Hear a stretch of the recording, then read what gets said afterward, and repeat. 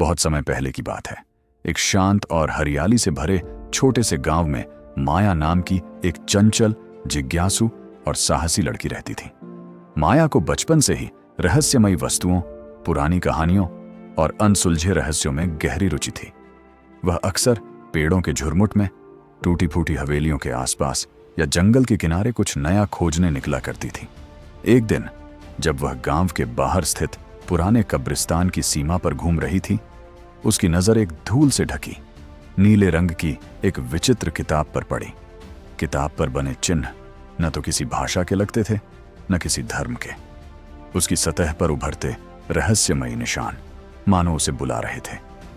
इससे पहले कि वीडियो में आगे बढ़ें, फटाफट से वीडियो को लाइक करके शेयर कर दें और अगर चैनल पर नए हैं तो चैनल को सब्सक्राइब करके बेल आइकॉन को प्रेस कर दें। अब कहानी में आगे बढ़ते हैं। माया ने जैसे ही किताब को उठाया, एक अजीब सी सिहरन उसकी रीढ़ में दौड़ गई।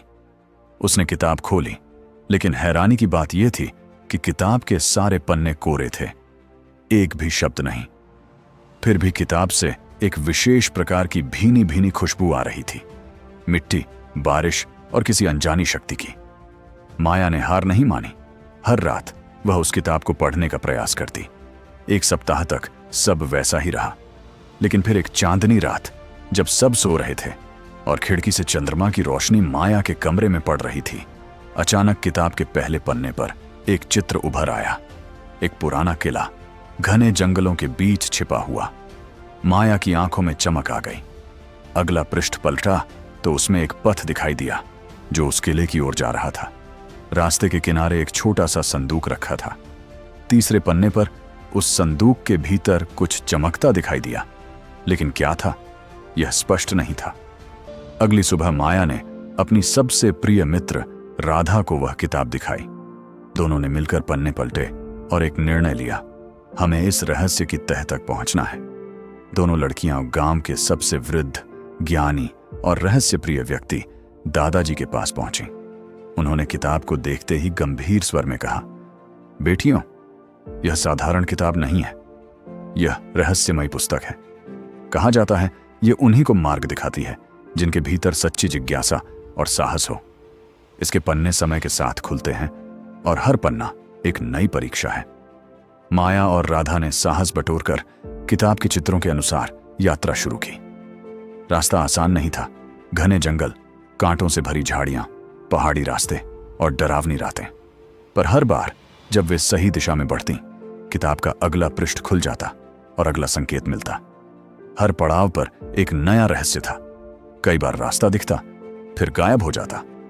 कई बार किताब बंद हो जाती और अगला पन्ना तभी खुलता जब वे डर और थकावट को पार कर आगे बढ़ती। आखिरकार वे एक दिन उस पुराने किले तक पहुंच गईं जो किताब में दिखा था।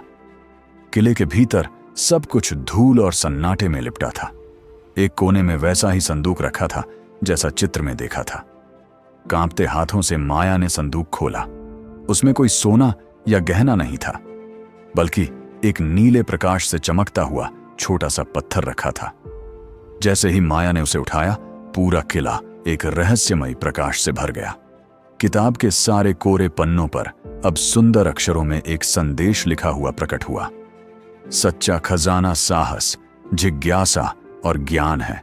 जो अपने डर को पार कर सच्चाई की खोज करता है, वही जीवन के रहस्यों को जान पाता है। माया और राधा को अब सब समझ में आ चुका था। वह चमकता पत्थर केवल एक प्रतीक था, एक मार्गदर्शक। असली खजाना था वह अनुभव, वह यात्रा और वह सीख जो उन्होंने रास्ते में पाई थी। उस दिन के बाद माया और राधा ने अपने जीवन को नए दृष्टिकोण से देखना शुरू किया। अब हर प्रश्न उनके लिए एक अवसर था और हर रहस्य एक नई सीख। इस कहानी से हमें यह सीख मिलती है कि संसार का सबसे बड़ा खजाना बाहर नहीं, बल्कि हमारे भीतर छुपा होता है। हमारा साहस, हमारी जिज्ञासा और सच्चाई को खोजने की हमारी लगन।